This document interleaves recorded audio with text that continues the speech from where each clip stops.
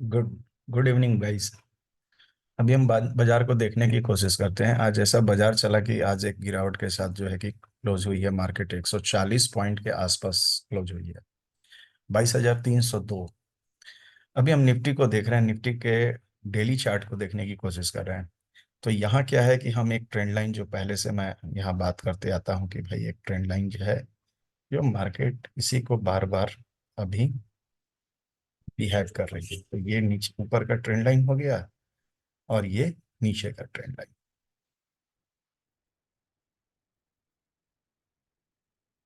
थोड़ा सा इसको यहाँ खींच लेते हैं। अभी क्या है कि हम डेली के इन चीज़ों पर देख रहे हैं। अभी हम थोड़ा सा इसको 10 मिनट्स में लेकर चलते हैं और प्लान एंड स्ट्रेटजी बनाने की कोशिश करते हैं। तो थोड़ा ये जूम हो जाए फिर हम करते हैं। तो देखिए भाई साहब, जो भी हमारे इस ब्लॉग को देख रहे हैं, प्लीज़ मेरे चैनल को सब्सक्राइब करें, लाइक करें और बेल आइकन प्रेस करें। क्योंकि मैं कोशिश कर रहा हूँ कि हर रोज़ मैं कुछ एक वीडियो डालने की कोशिश करूं, लेकिन कुछ काम के वजह से मैं कल कोई वीडियो नहीं डाल पाया। तो हमारी क्या है कि हमारी प्राइस अब यहाँ से ये फॉल हुई। तो चूंकि हम ये रेजिस्टेंस, आप देख रहे होंगे कि मैंने यहाँ रेजिस्टेंस क्यों बनाया है। ये रेजिस्टेंस इसलिए बनाया है कि कल कल ये जो है कि इस जोन पे सपोर्ट का काम कर रही थी। लेकिन जैसे ही ये प्राइस ने इस सपोर्ट को ब्रेक किया, तो अब एज ए हमारे पास ये रेजिस्टेंस हो गया। ये हायर टाइम फ्रेम का रेजिस्टेंस है, जो 2 घंटे के टाइम फ्रेम पे हमने इसको बनाया है। और चूंकि ये प्राइज एक्शन से इसको बनाया जाता है, ड्रॉ किया जाता है, तो जो लोग प्राइज एक्शन के बारे में नॉलेज रखते हैं उनको ये मालूम होगा कि मैंने 2 घंटे में इसको कैसे बनाया है। दूसरी चीज है कि जब ये प्राइस नीचे ब्रेक कर गई, तो ये सीधे सीधा जो है कि ये अब रेजिस्टेंस का काम करेगा, यानी कि रिसेंट रेजिस्टेंस है।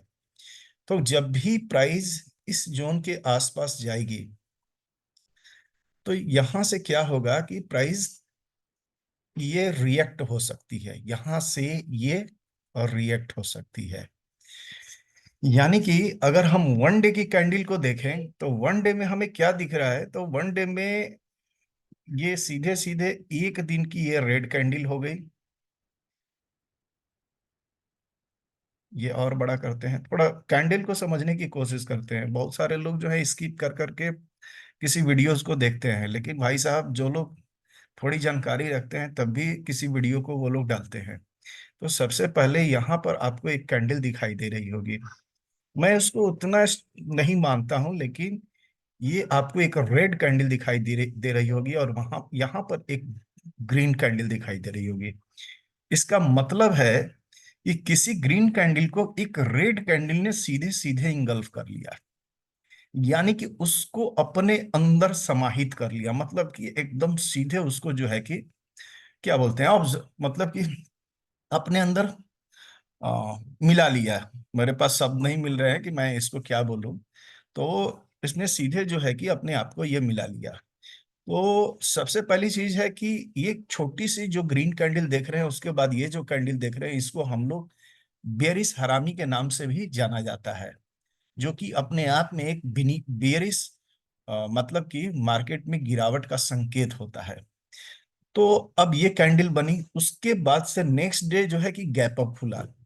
तो जैसे ही गैप अप खुला, मैं होशियार हो जाता हूं कि अगर कोई बियरिश कैंडल में कोई गैप अप खुल जाए, तो बिल्कुल सावधान हो जाइए उस दिन ट्रेड करने के लिए। क्योंकि अगर बियरिश कैंडल में कोई गैप अप मिला तो ये प्राइस ऊपर भी जा सकती है, लेकिन प्राइस इसके नीचे क्लोज हुई।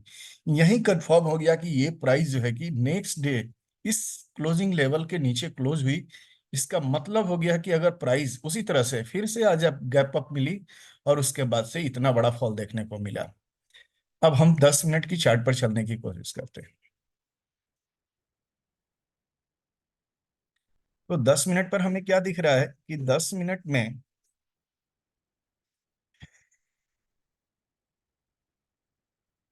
ये कल का एक जोन था, इसको हम लोग जोन मान सकते हैं, जहां से प्राइस ने नीचे ट्रेवल किया था। जैसे ही प्राइस इस जोन के आसपास आई, ये प्राइस जो है कि नीचे वापस से चली आई। और चूंकि ये वोल्ट सपोर्ट जोन है, तो यहां तक प्राइस को आना था, क्योंकि हम हमेशा अपनी वीडियो में एक बात बोलते हैं, आप लोग गौर भी किए होंगे, ये प्राइस हमेशा एक जोन से दूसरे जोन तक जाती है। मतलब कि अगर ये रेजिस्टेंस हो गया आज का, तो ये फिर जो है कि नेक्स्ट बॉटम के तरफ जाएगी।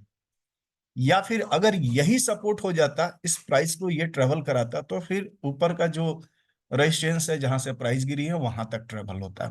तो दो चीजें यहाँ होती हैं, या तो ये प्राइस यहाँ से सपोर्ट लेकर ऊपर जाती है जोन से, या फिर ये नीचे आती है।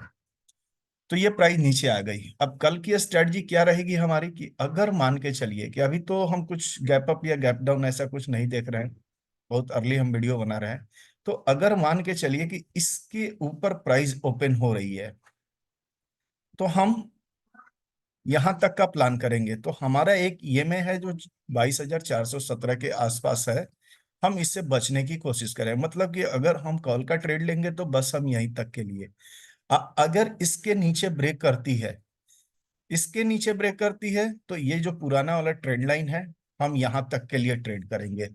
लेकिन फिर भी मैं आपको एक बात बता दूं, एक सजेस्ट करूंगा कि कभी भी हम इतने छोटे रिस्क एंड रिवार्ड में काम नहीं करते हैं।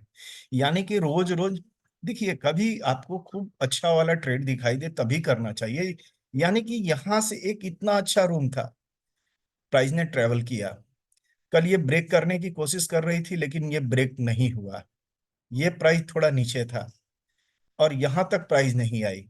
फिर इसने इसने क्या किया कि कल पूरा दिन ऐसे जो है कि जोन में घूमती रही।